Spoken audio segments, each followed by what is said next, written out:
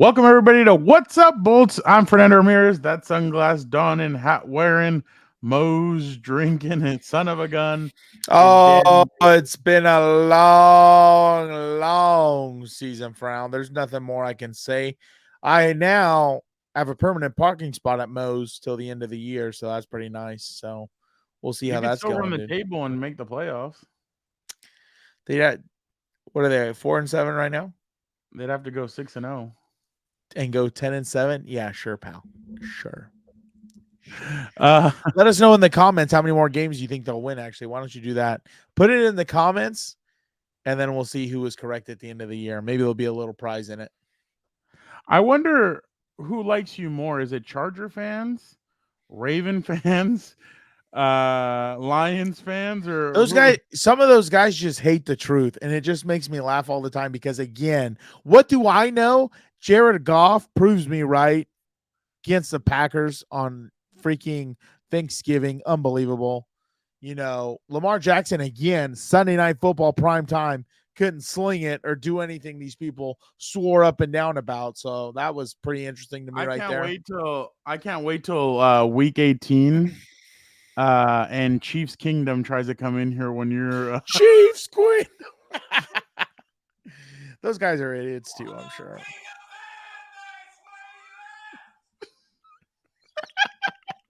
Shout out to Coach JV, dude.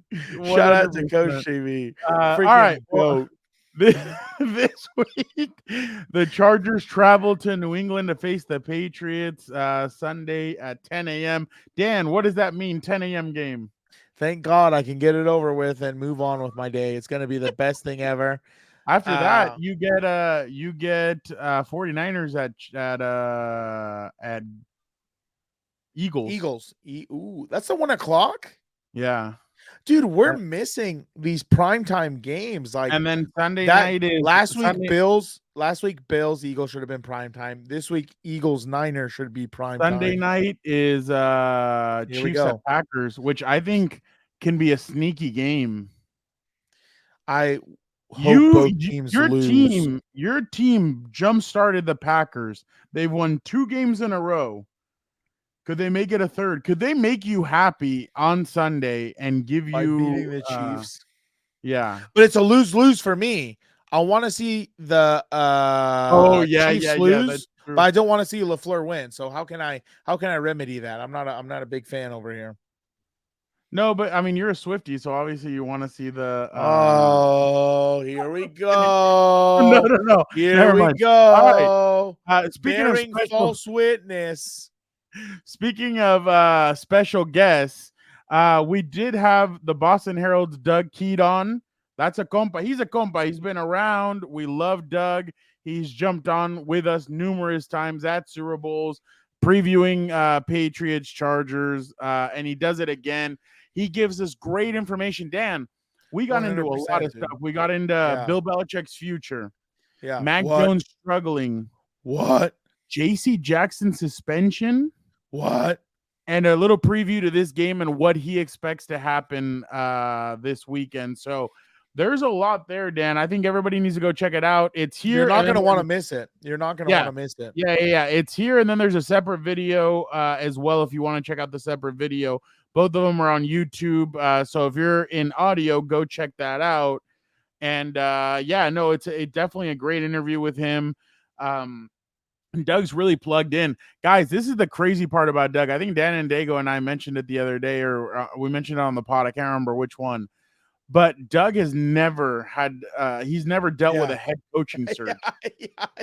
And he's been covering this team for years. So incredible. I mean, I'm up to 2. Well, I thought it was interesting with when you got, I saw it earlier when you mentioned like how crazy you go from dominating the league, slapping it around, like obviously covering the team, to now you're in the dumpsters and you're over here trying to figure out what's going to happen, and absolute roller coaster, dude. I could not imagine going between both of those. That must be insane. He must have thought they were going to go on and do this forever, dude, you know?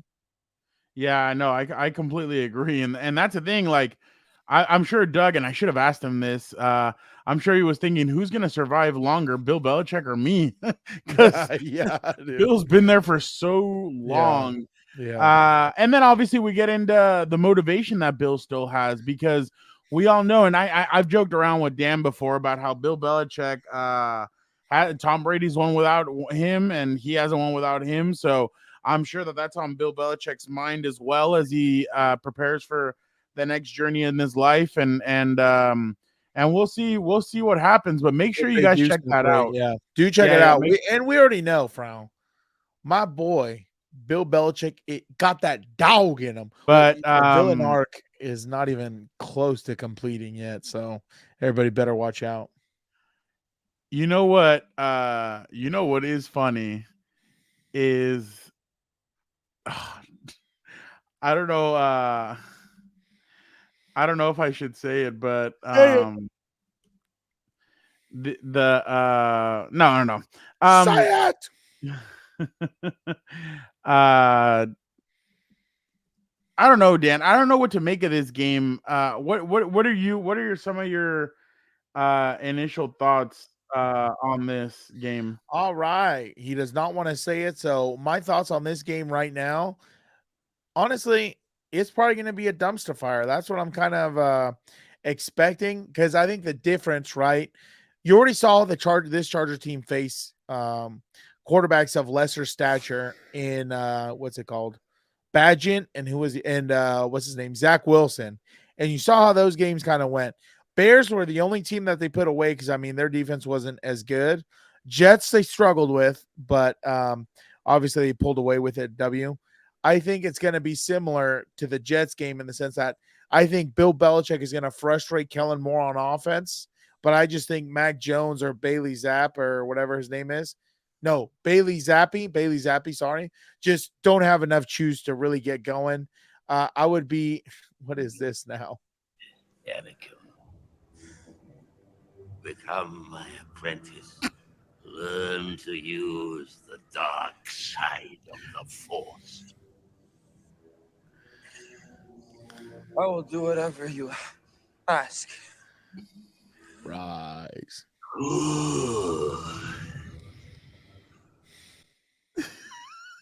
Are you trying to say that's Bill Belichick and Herbert or what? I'm not saying anything. Okay. I'm not saying anything. I like But the power of the dark side, dude. it just like came to my mind right Yeah. now when you said Bill Belichick is the villain arc. I was like, oh shoot, like Bill Belichick kind of looks like that now. So Trying to hate on my boy again, dude. oh, I'm not hating. I'm just But saying. anyway, I think this defense is going to give him fits. You know, I think I can't even sure-heartedly say this defense could smother Mac or Bailey Zappi like they did. Was it Tyson or Tyler Badgett from the Bears? Just because it's been so inconsistent, dude. Like I wouldn't be surprised, part of me, if this is the game that gets Mac Jones's confidence back or Bailey Zappi discovers himself or whatever. And I think the other part that's going to be very difficult is that Stevenson's a hard runner. They have some hard runners back there. So the only thing the Chargers can do really to maximize were the only QBs. Wow. So, Mac Jones was watching. Yeah, read teammate that. My of bad. teammate of Doug Kyed, Andrew Callahan from the Boston Herald, put Billy Zappi and Malik Cunningham were the only QBs that throw passes during a drill with wide receivers and tight ends during the media access portion of practice. Mac Jones stood behind them. So This has to be deeper, by the way. I don't buy that. Well, besides his poor performances, but this has to be deeper. There has to be deeper problems in my mind because I think from what it was his rookie year to what it's gotten to, it is so ugly and dysfunctional and everything else. And I think really that's the Chargers' main hope for Sunday, that dysfunction leaks out onto the field and they can't really get together on the same page or anything else, because this is a trap game. If you think about it, the Chargers, if you look on paper, have the better team. They have a lot more juice and everything else. But the Patriots, going to Foxborough, it's not an easy place to be. I'm sure the fans are still, happy to be there, hyped. Not a lot to cheer for, but I mean, they've won 6 Super Bowls. They've seen their team win 6 Super Bowls. So I think they're going to be fine for the little rough patch that it is. But I don't see like I honestly think this is going to be if Kellen Moore gets frustrated and it turns into a Jets type game, I wouldn't be surprised if they lost this one, but it's just really hard to say anything because of how high and low both sides of the football have been, and it's like trying to play Russian roulette right now on what type of Charger team is going to show up Sunday at Foxborough. Well, that's kind of been them for years, The whole I think. season. But, Oh well, yeah. I mean, you want to go that far, yeah, obviously. well, I didn't know how far we were going, but let's go real quick. Brandon Staley actually was asked about who they're preparing for this weekend when it comes to the quarterback position. This week. All three.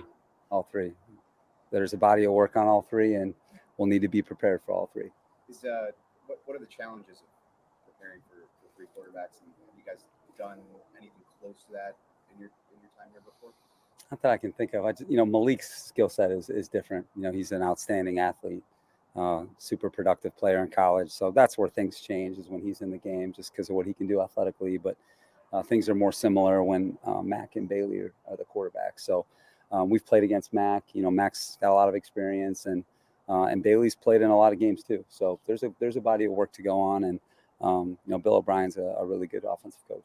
Does the structure of the preparation change when there's the possibility of like multiple quarterbacks playing? Yeah, like they've done. Yeah, just got to structure practice so that, like, hey, when it's more those two, that's kind of how they're playing. Versus, hey, if Malik comes in, there's just more variety with the quarterback, running the football and be a part of the designed run game, and not to mention the loose play element, which is one of his strengths. So obviously they have to prepare for basically everything this weekend. Like you were mentioning, Dan, I mean, Malik is an athletic. Is he a rookie? That name sounds familiar too. He went to Louisville.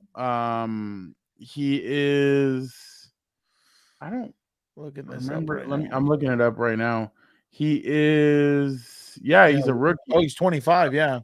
He went undrafted this year to the Patriots. Oh, so so he is a rookie. Okay, no wonder. Yeah, I was like, I hadn't heard his name all season until right now. Yeah, he played for 5 seasons. His senior season wasn't as good as like seasons past. His second year, he won 22 touchdowns, 5 picks. The next year, 20-12, 19-6, and then 8-5. So I'm sorry if I'm boring you.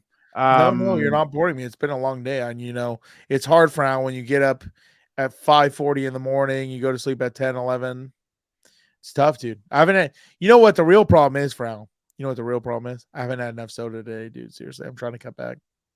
Oh, I thought it's because you haven't seen No, don't mention that idiot to me. That buffoon you call your godson. But I mean, you know what it sounds like though, when we're discussing this game. I mean, with all the 3 different quarterbacks and everything, it just reminds me of this movie. Rev! Where's Rev? Yes, sir. All right, listen, you ready to run? Yes, sir. Fake 23 blast with a backside George reverse. You got that? Fake 23 blast with a backside George reverse, like your life depended upon it. Let's go. Let's go. Let's go get him. Run one final play for the state championship. I thought he was injured. I guess not. Why are they bringing a QB? That's exactly what it feels like. Like I said, I just don't even know what to think about this Sunday. It's not like the Patriots are in disarray. They haven't really been considered. I wonder when they're going to name the starter. Yeah. Are they going to do it Friday, or are they going to wait till Sunday and then? Because if I was Bill, I wouldn't even name a starter and just I wouldn't either. Whoever comes out there on Sunday, you're saying you're preparing for all 3. All right, we're going to find out. And you know what's? Could you imagine seriously the first 3 drives, 3 different quarterbacks, and we'll just kind of ride the hot hand right there. I mean, you never know. That's what I'm saying. The Patriots right now are scraping the bottom of the barrel. So and they're 2-9. They don't. So it's like both players on both teams are probably trying to starting to kind of see that light at the end of the tunnel, where it's like, we're not going to make the playoffs. It's not looking good, this, that, and that. So who knows what even happens on Sunday, because that's been the biggest thing of who's going to show up. You already know the Patriots have not been consistent all year. They've gotten, I think, blown out a few times or more than 10-point games and stuff like that. Chargers on the flip side, they've been in all of them and just losing one-score games. So not doing enough to put teams away. So I have no idea for now. You might as well flip a coin now to see what happens Sunday, because I think it's going to be tough to predict, just because, again, this team has been so inconsistent. Who knows what the temperature's like in the locker room and everything else. So it's going to be wild, dude. I'm just glad it's at 10 a.m. so I can get it out of the way, dude. All right, Dan, let's go now to our interview with Doug. Let's see what he has to say about the Patriots. So, folks, it is Chargers Patriots week. It's always an interesting week because Chargers haven't beaten the Patriots in a while. We all know 45-0, and the next year Mac Jones comes in, beats them. But we had to bring on a compa, somebody who's been on the show numerous times, Doug Kyed from the Boston Herald. He covers the Patriots. Doug, thank you so much for jumping on. How are you doing? I'm doing all right. How are you doing, Fernando? Always good to talk to you. Good. You guys, so Doug and I met a couple of years ago in 2020. We're at the Super Bowl. We're waiting for Rob Gronkowski to come up and lie to us. I mean, talk to us, because Doug, you were there. I asked him straight up, do you ever get the itch of trying to come back? And he's like, nah, I'm good. I'm retired.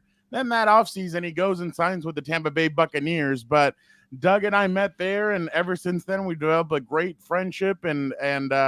But it's funny because Doug asked me, hey, it's going to be interesting for you to cover Tom Brady next year.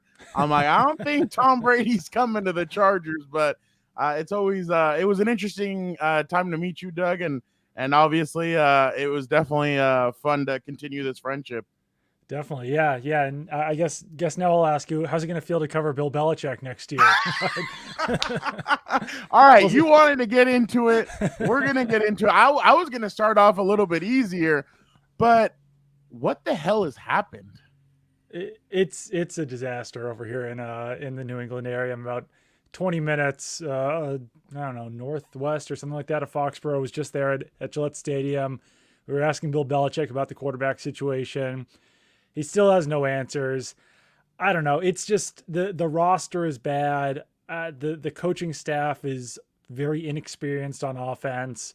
It does feel at this point like it's probably Bill Belichick's last season as head coach, but I'm certainly not, I don't know. I think anything could still happen here. I could still envision a scenario where he's back, but that's kind of what everyone is assuming, is that this is it for Bill Belichick, and it's ugly. They're 2-9. They're one of the worst teams in the NFL, if not the worst team in the NFL, and the quarterback situation is the biggest disaster on the team right now. What happened? Because the first year Mac Jones comes in, they showed promise. I mean, like I told you, they came into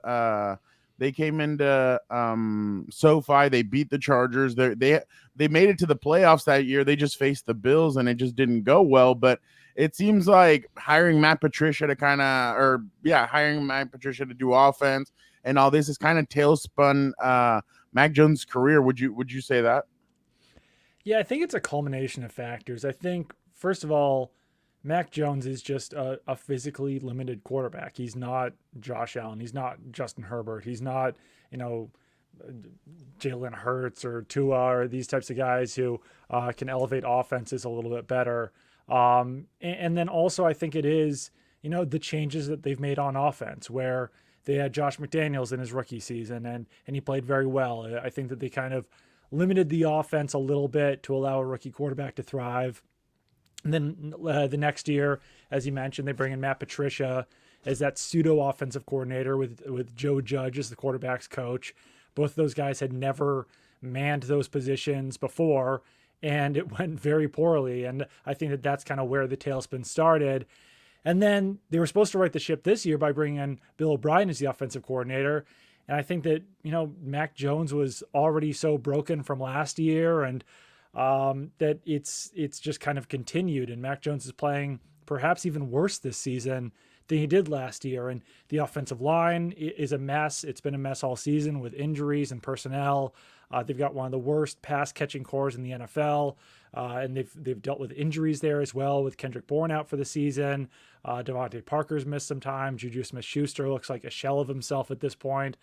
So it really is kind of a culmination of factors, but I think it all boils down to the fact that Mac Jones has just completely lost the confidence that he had as a rookie. And, he lacks confidence in himself. He lacks confidence in the offensive line, lacks confidence in his receivers, lacks confidence in the scheme, just lacks confidence overall. And he won't admit to that, but that's what people are seeing behind the scenes with him right now.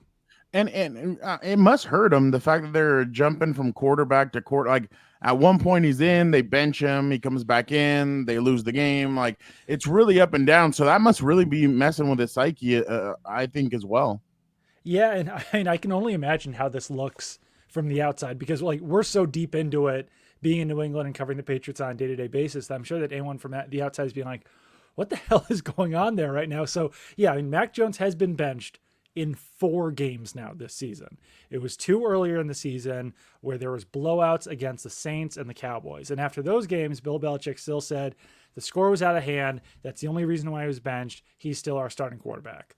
But then against the Colts in Germany a couple of weeks ago, before the Patriots bye week, Mac Jones was benched before a 2-minute drill when the Patriots were only down by 4 points. So that's about as damning as it can possibly get for a starting quarterback, to be pulled in that situation with the game in hand, 2 minutes left in the fourth quarter. And it was after Mac Jones had thrown an interception. So I think after that, everyone assumed that Mac Jones would not be the starting quarterback after that game, but Bailey Zappi threw his own terrible interception within those 2 minutes. So then the Patriots go back to Mac Jones last week against the Giants after the bye week, like I mentioned, and he gets benched again at halftime after throwing 2 interceptions. Bailey Zappi came in, led them on a scoring drive, but also threw another interception. So I think that that's why there's now all of these questions about who the starting quarterback is going to be. If Bailey Zappi had performed even decently in any of his 4 relief appearances, he'd probably be the starter right now. But he's been just as bad in practice. He was just as bad during the preseason, during the summer and training camp. He was actually cut during roster cuts. The Patriots signed him in the practice squad, then brought him back to the roster before week 1. But if the Patriots had any other option at quarterback, Mac Jones would probably not be the starter, but there are 2 other guys on the roster, and Will Grier, who's back on the practice squad now. Malik Cunningham, who is a quarterback at Louisville. He's played wide receiver and quarterback on the Patriots practice squad, but Patriots just don't really seem in a hurry to give either one of those guys reps either. Okay, that's what I was going to ask. Is there any way we could see Will Grier or Malik Cunningham this weekend? But doesn't seem like it. Yeah, it doesn't seem like it, but I mean, I think anything is still possible. I would put one of those guys in at this point, because Mac Jones and Bailey Zappi have shown us what they can do, and it's nothing. So Will Grier, at least there's a mystery there with him. Malik Cunningham was Mac Jones' backup in week 6 against the Raiders, but he told me last week that he hasn't got quarterback reps in practice since that point. Maybe that changes in practice this week, but just seems like Bill Belichick really just wants to keep trotting out Mac Jones and Bailey Zappi. Let me ask you, is this going to be a JC Jackson revenge game? It might be a JC Jackson revenge game for the Chargers. Just, giving him that massive contract and him doing nothing with it. Jackson made one good play last week. He had a pass breakup, but otherwise he got beat by, a Giants rookie wide receiver in Jalen Hyatt for, I think it was over 100 yards. He gave up 2 really big completions, like a 20-plus yarder and a 40-plus yarder to Jalen Hyatt. Those struggles that he had with the Chargers have continued. I think it is probably a lot due to the knee right now. Also, the Patriots defense just in general is not as stout as it was in his first tenure with the Patriots. But yeah, I mean, it's also been kind of a mess with JC Jackson. He was left home from Germany because he missed bed check the week of the week 9 game against the Commanders. So he was benched against Commanders, then left home from Germany, but then he came back last week and played a starter share of snaps, but he really struggled in those. So I think that it's entirely possible that those struggles will continue this week against the Chargers, facing off against some, I don't know which wide receiver he's going to face, but that wide receiver kind of has an advantageous matchup against Jackson right now. You got to miss schnitzels and bratwurst. What a disappointment. I mean, the guy should have should have been there. So the way I've looked at this is right now it's the Justin Herbert, Keenan Allen show on offense. Those are the only two. Like Keenan Allen's the only weapon that he's consistently going to. Everybody else is kind of struggling to catch up to what those guys are doing. Quentin Johnson, we all know, Jalen Guyton, all that. It's been a struggle. In my opinion, though, I still see Bill Belichick as a defensive mind who's going to take away Keenan Allen and make everybody else try and beat them. Am I correct in that assessment, or what do you make of it? Because I don't think they're going to try and leave J.C. Jackson on Keenan Allen, because in training camp we saw him beat J.C. Jackson numerous times. So I don't think that'll happen. I mean, I don't know what you're the one that's there. So Right. what do you think? Yeah, I would not. I wouldn't expect J.C. Jackson to face off against Keenan Allen that much, especially just because it seems like Keenan Allen's primarily getting most of his snaps out of the slot this season, and Jackson is pretty much primarily or exclusively an outside cornerback in New England. I am curious to see how they do that though this week, because Miles Bryant has been the Patriots slot cornerback almost all season, and it's gone. I don't know. It's been an up and down experience for Miles Bryant. Really, since he was an undrafted free agent out of Washington. So I don't think that's the best matchup for the Patriots. They also have Jonathan Jones, who used to be one of the best slot cornerbacks in the NFL, but he's had to play outside over the last 2 to 3 seasons just because of the personnel on the Patriots defense. So I'm kind of curious to see if they move Jonathan Jones back inside, and maybe you've got J.C. Jackson and Sean Wade as the outside cornerbacks. Maybe you just put Miles Bryant as one of the outside cornerbacks. He's played that a few times this season. But I do expect that to be the game plan, to try to eliminate Keenan Allen as much as possible and then rely on the rest of your cornerbacks to cover those Chargers wide receivers one-on-one, because it seems like that's, at least possible with this Chargers roster right now. So yeah, no, I 100% agree that that's the game plan for the Patriots. I'm just curious to see exactly what the matchup will be for New England, because even if you double Keenan Allen, he's not going to be doubled on every snap. And I just don't think that you want Miles Bryant against Keenan Allen one-on-one in any situation. But Patriots defense has been really, really good this season in general, and especially over the last few weeks. The offense just can't do anything to bail them out right now. Yeah, and I mean, right here, Keenan Allen, the last 3 games, 11 for 175, 2 touchdowns, 10 for 116, 1 touchdown. Then last week, 14 for 106. So lately he's been he's 31, but the dude's been cooking as of late. He's at 1,179 yards. He's close to breaking his career high. So it has been the Keenan Allen, Justin Herbert show. In Boston, or in Massachusetts, what's your guys' outlook on Justin Herbert? Yeah, I mean, I think very positively of Justin Herbert. I think the Patriots do as well. I think the Patriots liked him, before that draft. What was the 2020 NFL draft? They just didn't really have the firepower, to move up to that spot or anything like that. But I think very positively of Justin Herbert. I think that, there's still some questions, but I think that those could probably be solved by some of the coaching issues that the Chargers have had since he came in. But certainly one of the most talented quarterbacks in the NFL. Bill Belichick was very complimentary of him this morning. And I think that's, how they feel about him internally as well. So yeah, it's a big challenge for the Patriots. I know that the receivers haven't stepped up as expected. And obviously the Mike Williams injury was unfortunate. But I think that he's a very good quarterback. And I think the Patriots look at it the same way. Doug, what's it been like for these last 3? I mean, you've been around this team for a while, and you've seen all the success. The Tom Brady, the Bill Belichick only cracks a smile when they win the Super Bowl. It's been a while since he's cracked a smile, I think. But what have these last 3 or 4 seasons been like? And to see basically kind of people trying to push Bill out the door. Just what have these last few years been like covering that team? It's been strange, and I think I look at it a couple of different ways. I think that a change probably needs to be made at somewhere. Like obviously it's gonna have to be made at quarterback. They've tried to make the changes on the offensive coordinator position. That hasn't worked.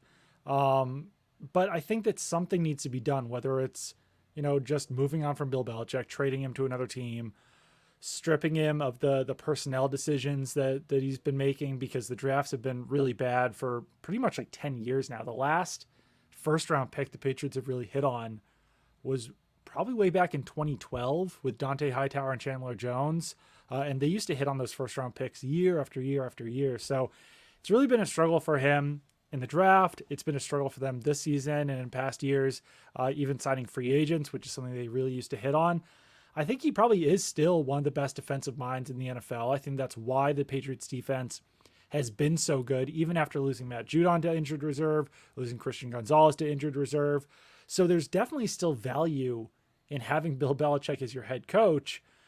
But I think that whatever happens next year, if he sticks around, would probably have to be on owner Robert Kraft's terms and his son Jonathan Kraft, who's the team president. And I'm not sure if Bill Belichick will be willing to accept that, be willing to accept some changes. So kind of curious to see what happens this offseason. But yeah, it's been very strange. And, you know, we were used to Super Bowls year after year after year here in New England.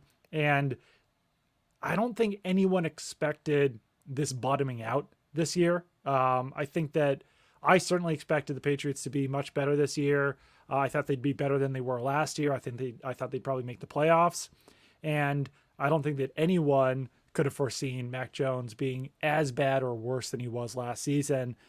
So yeah, I think some changes are probably coming, and I don't know if it's deserved or not. It's tough because, like, I forgot who was making this point, but I'm not the biggest NBA fan, but you know, with the Spurs, Greg Popovich had some lean years there in San Antonio after some of their top players left, but they stuck with him, and that seems to be, you know, paying off a little bit now.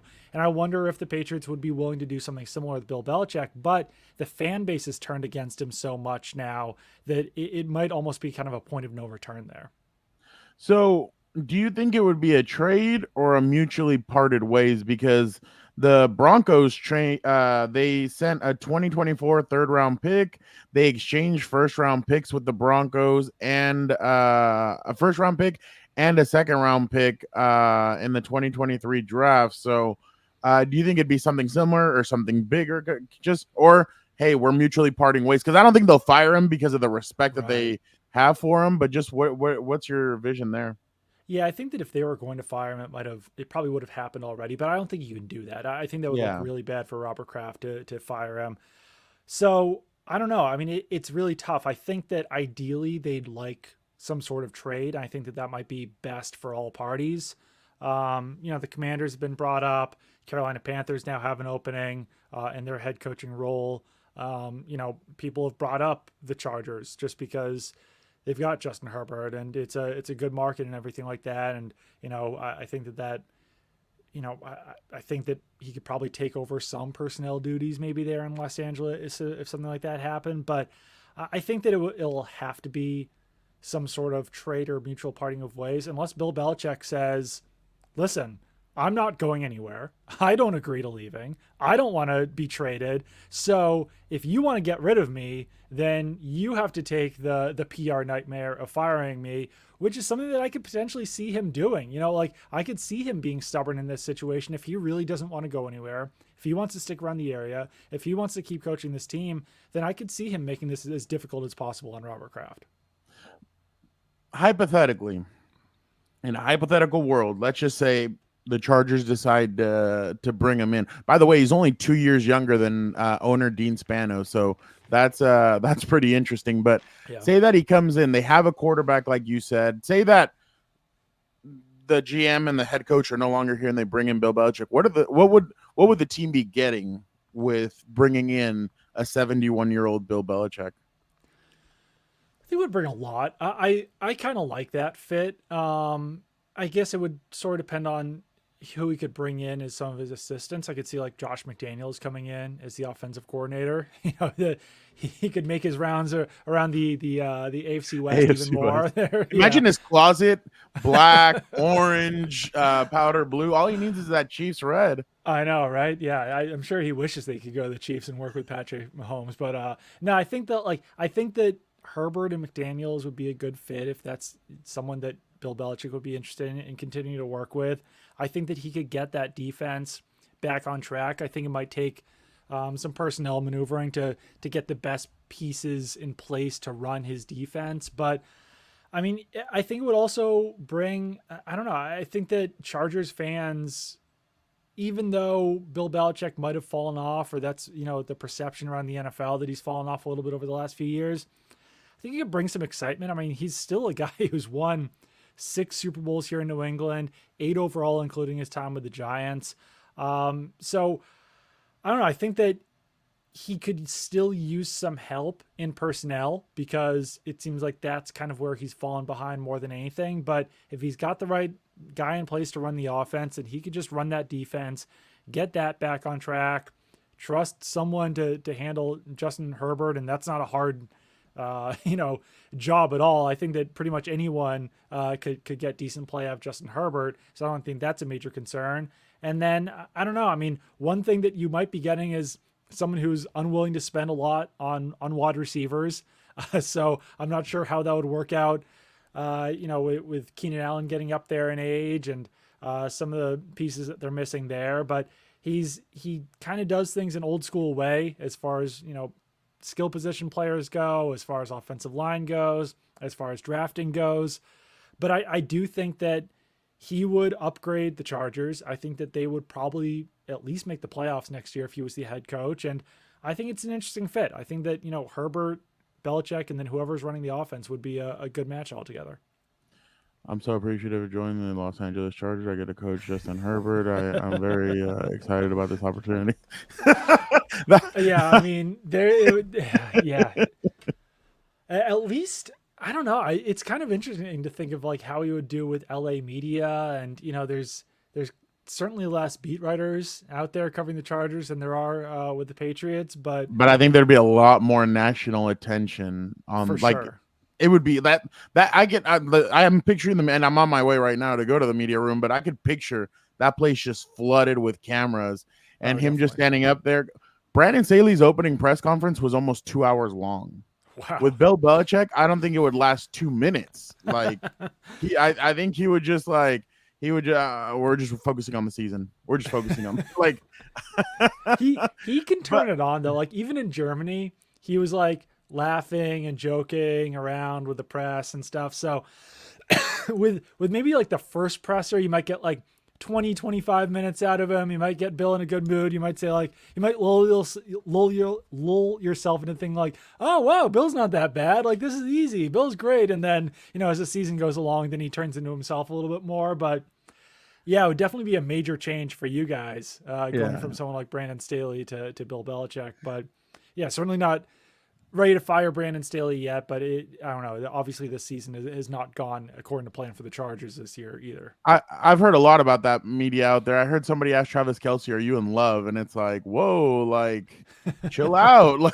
But yeah, I heard that media was definitely interesting. But yeah, Yes. I think Bill Belichick would definitely be interested. And last thing for me, Doug, he might be hungry for this, like especially with everything that's happened. I know he probably doesn't listen, but he has to hear the whole, oh, Tom, you needed Tom Brady. Tom Brady won you those 6 rings. Then he went to Tampa and won one. He has to hear that and be like, dude, like foaming at the mouth to try and win another one, even though he has nothing to prove. He's still one of, if not the greatest head coach of all time. But if he could win one with, let's say, a franchise like this or the Commanders, you have to throw him there's no way you can say anything bad about him, because taking one of those 2 franchises and winning with them, I mean, that would be something that would be incredible, I think, in my opinion. Yeah, no, absolutely. He certainly still has a lot of competitive fire. And you're even seeing that with how he's dealing with the media with this quarterback situation. Like, he's not being complacent right now. He's not making things easy. He's not giving up. And I think that he does feel that. And I think he also still is motivated to break Don Shula's record for most wins by a head coach. And he's still quite a ways away from that after a season like this one. So he'd have to string together 2 or 3 good seasons somewhere else, whether that's LA or Washington or back in New England or Carolina, wherever that would be. Dallas, I think, is still a possibility. Real quick. If the Bills fired Sean McDermott, is that crazy? I don't think the Patriots would be willing to trade him in division. That would be tough. I mean, it's already happened once. He was traded from the Jets to the Patriots, so I guess nothing's out of the realm of possibility. But if the Bills are willing to give up, I guess, like a first-round pick or 2 first-round picks, whatever it would be, then maybe. But ultimately, I'm not sure if the Patriots can get a first-round pick out of Bill Belichick. I know you asked that earlier after a 2-9 record. I think like people have kind of thrown around like a second-round pick. Maybe that could be more realistic. They'd have to get something for him. But yeah, I mean, the Bills would be fascinating. And maybe just a 1-for-1 swap. Get Sean McDermott in New England, get Bill Belichick in Buffalo. That would be fascinating, right? There you go. Doug Kyed, make sure you guys follow him. Boston Herald Patriots reporter. He's been there for years. Make sure you guys give him a follow. Doug, thank you so much for jumping on the show. Absolutely. Anytime. Good to talk to you. Dan, do you feel like you learned something? That's what it is about this show. Yeah. You want to learn. Did you feel like you learned something from Doug? 100%, because I thought it was interesting also, the price tag he was putting on Bill Belichick. Because if I remember right, he said, who knows if it would even be a first rounder for him. That second rounders have been floated around, which I'm not even going to lie. I'd probably trade a second round pick for Bill Belichick, but that's just me. What do I know, Frau?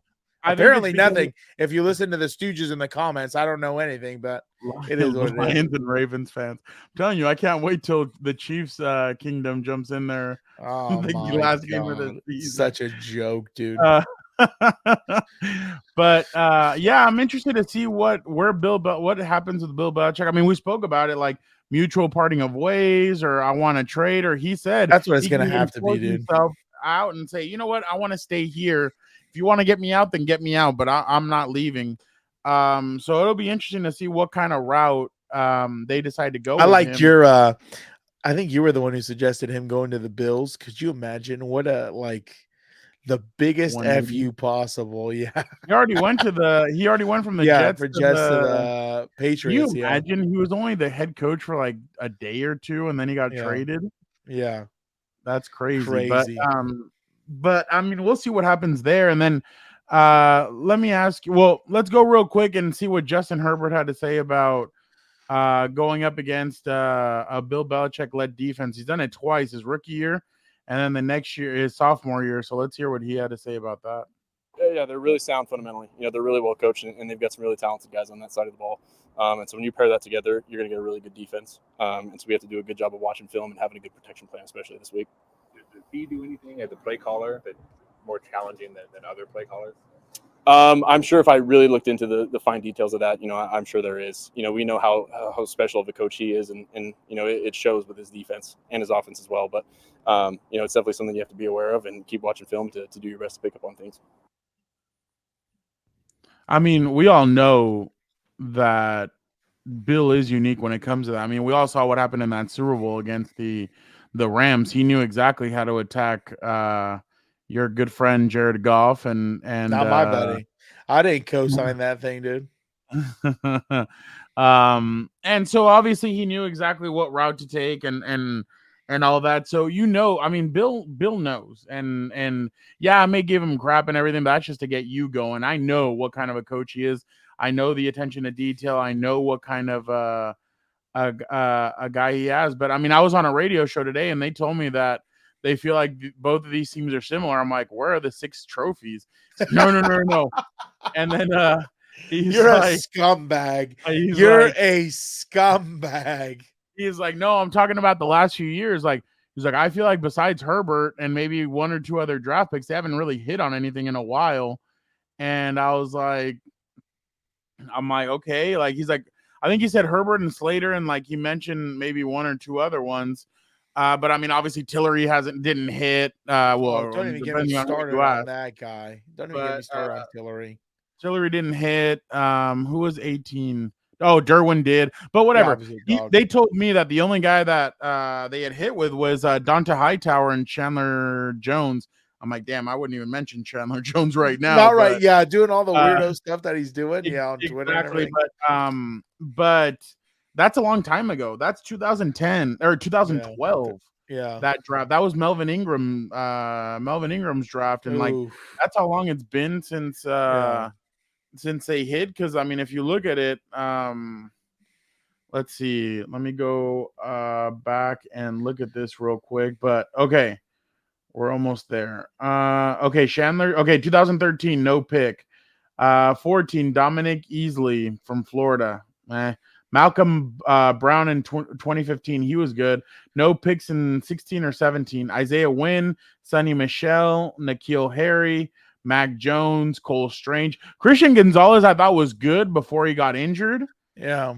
But yeah, I mean, not much to go. No way. Mac Jones made a Pro Bowl his rookie year. Oh, well, everybody must I'm sure have he been. did. Yeah, yeah. But everybody must have been freaking Out. Yeah. out. Yeah.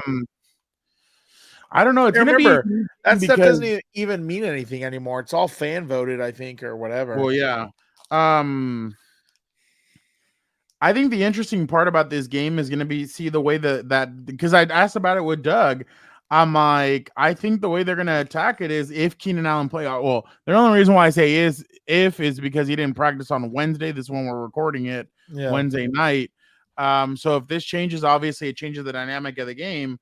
But Keenan not probably. I mean, if Keenan doesn't go, then all hell's gonna break loose. Yeah. But if Keenan goes, I'm pretty sure Bill's gonna try and do whatever he can to take away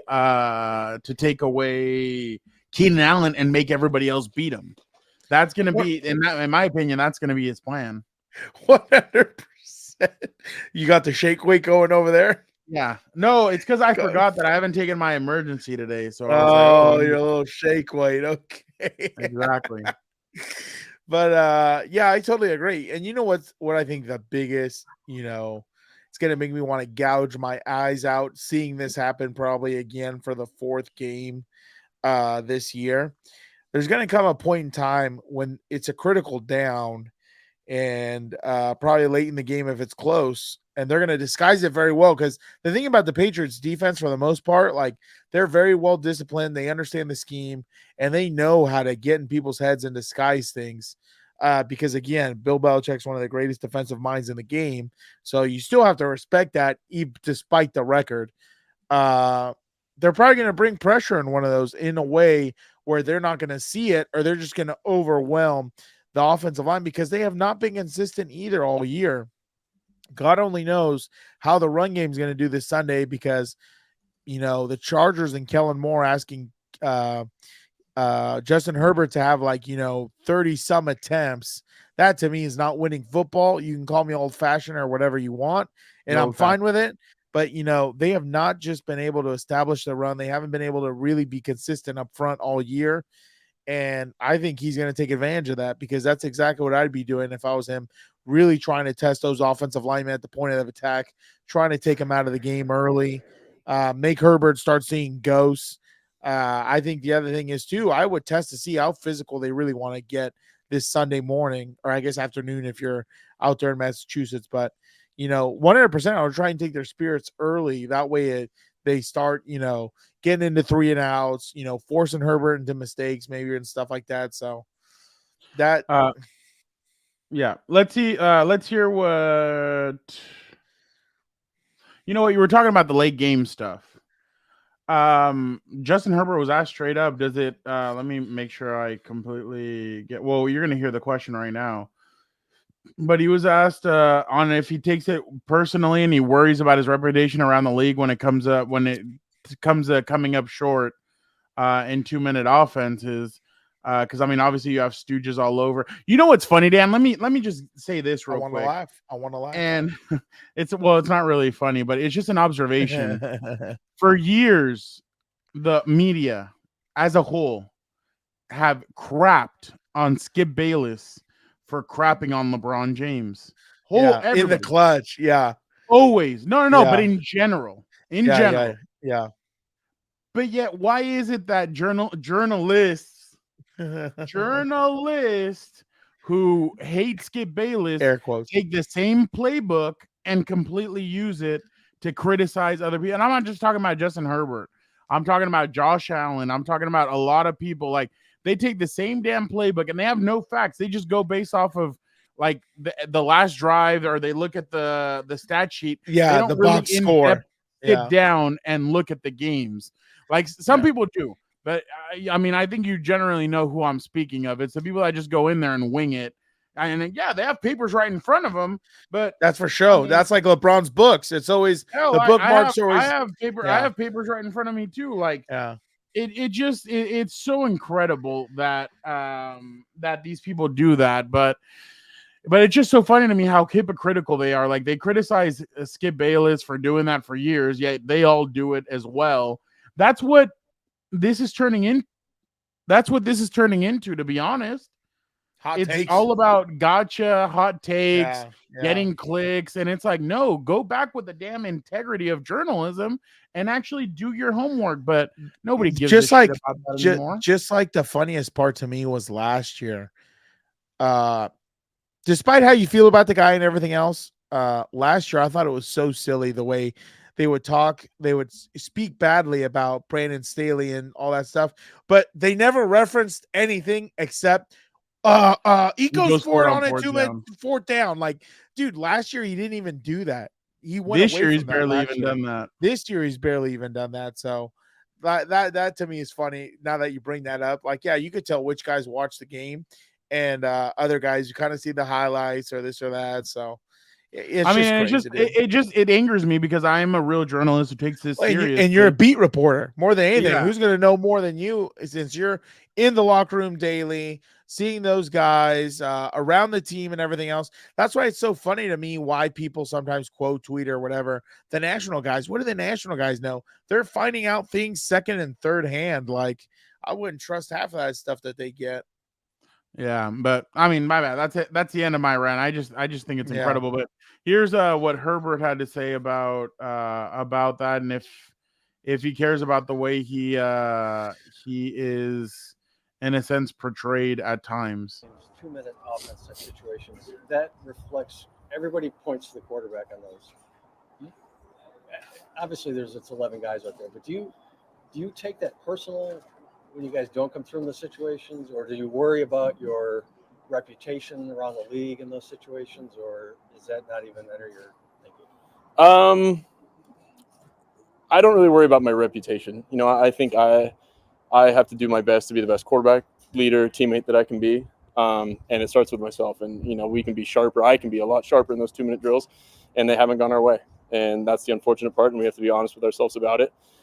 We've done it before. The past couple of years, we've done it before. We've got the right guys out there. We've got the right plan. We just haven't executed. And so it's not going to stop us from the next opportunity that we get. And we're going to keep moving forward and keep getting better. He needs you, Dan. I'm telling you, dude. It's just so funny. Like, I honestly believe, you know, Justin Herbert's that guy who doesn't listen to the media, just is working, grinding, everything else. He probably sees it here and there just because maybe family members send it or someone mentions it or whatever. But he's just a guy who wants to win football games. I think that's what pisses him off more than anything. Like, I think he would rather take all the media crapping on him or doing whatever, him being the villain or whatever, and him winning games than, you know, the opposite. He would rather be hated and winning than probably loved and losing like they are right now. So that's just the craziest part to me. Half of these guys are a joke when they start running their mouths anyway. I mean, he's not immune to the critic. I mean, he also deserves some criticism. Of course he does. Times. Of course he does.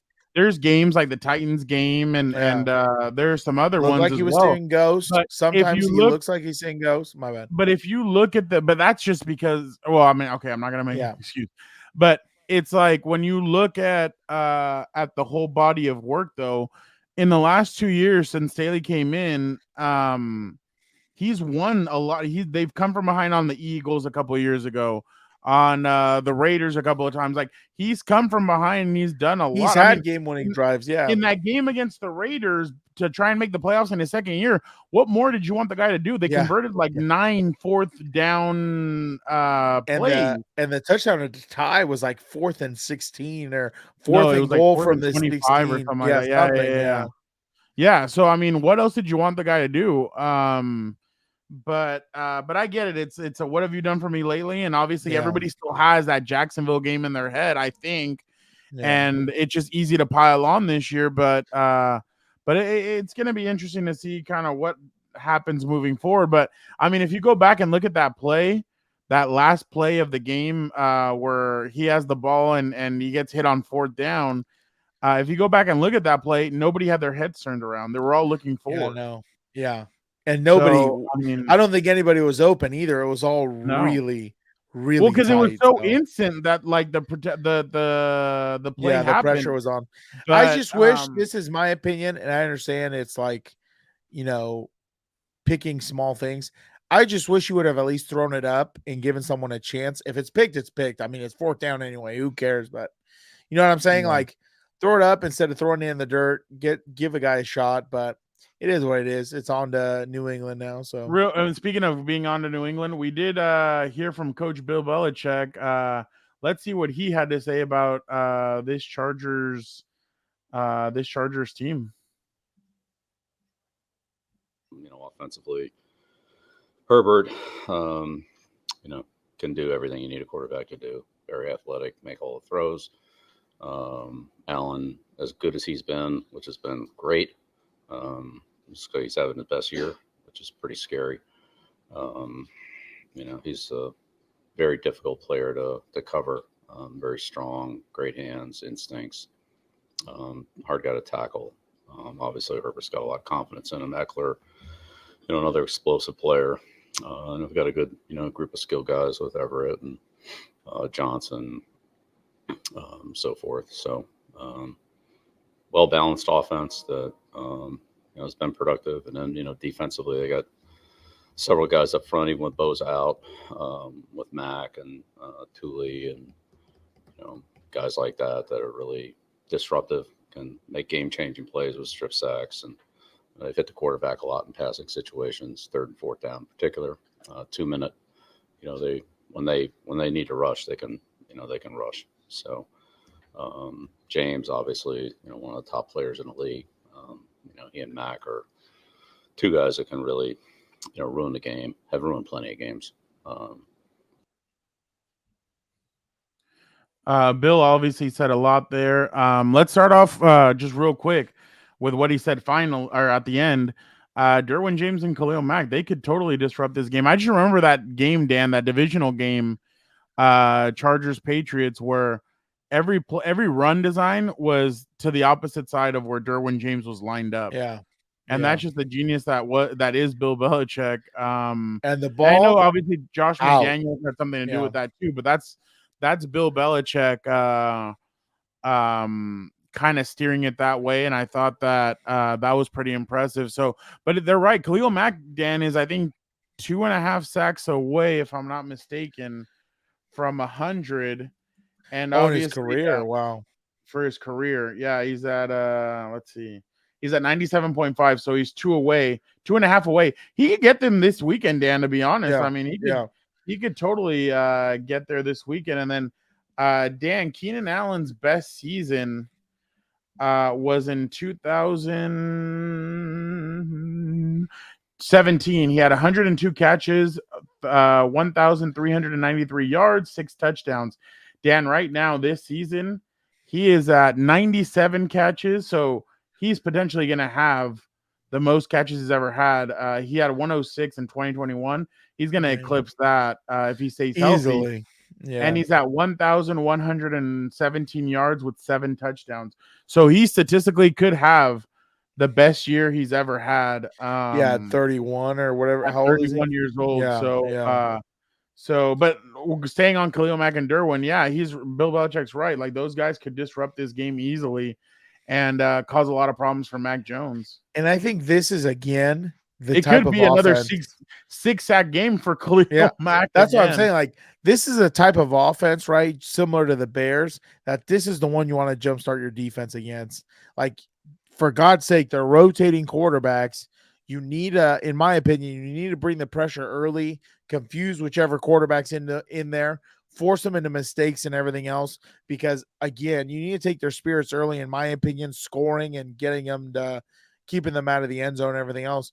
Because unfortunately for this team, when you allow teams to hang around and get into one-score games, just believing my eyes, it hasn't gone your way most of the time this season. So you need to do everything in your power to eliminate a close score game and put it away early. That way you're not worried about a comeback or this or that, or losing a 1-game possession again for I don't know what time this season, but how many times it's been so far this season. But they need to really do what they did against the Bears and try and recreate it here. Get them out of the game early.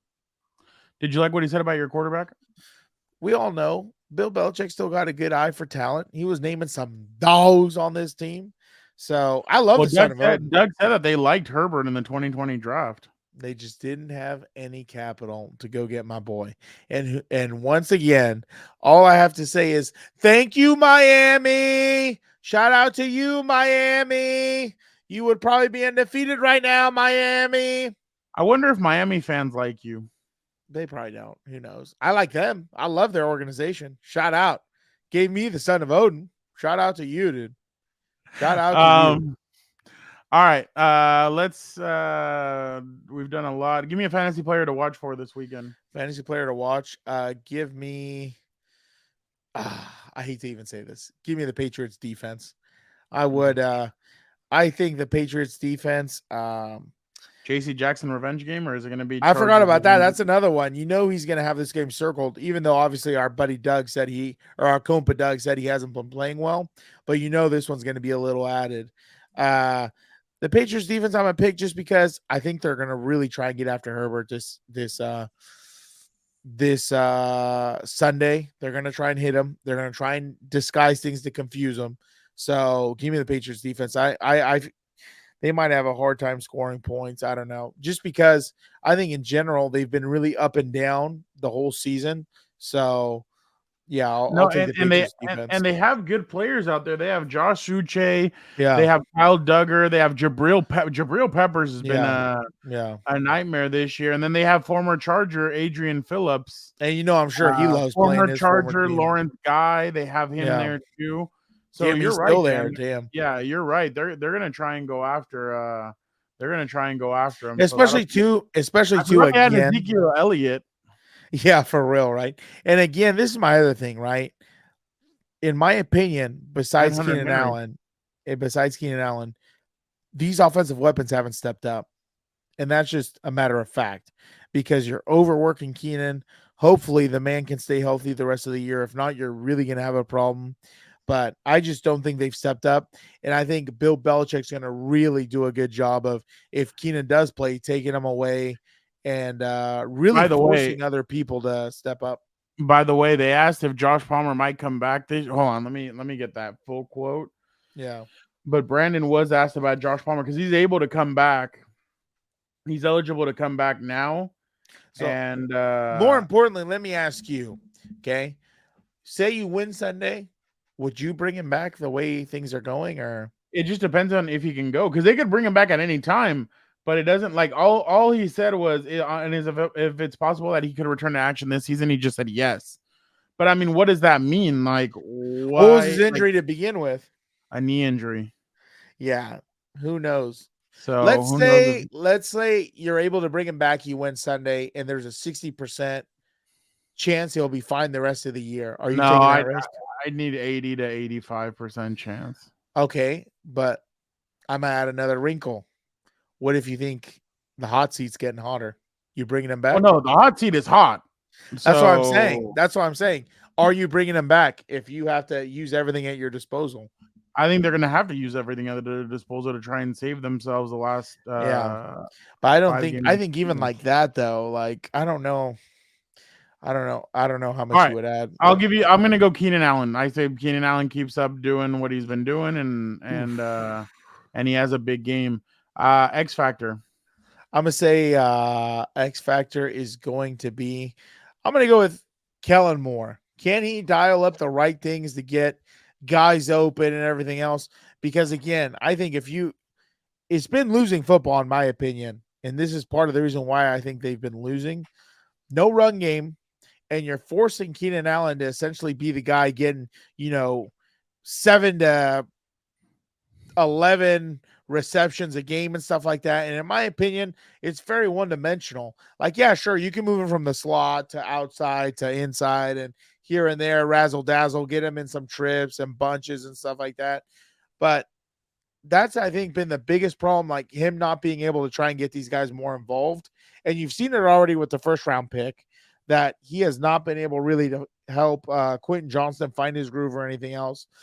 Honestly, Eckler stepped up a little bit, but Everett's been another solid receiver, but I don't think it's been enough. But I'm gonna say Kellen Moore is gonna be the X factor in this game. I'm gonna say if they're gonna.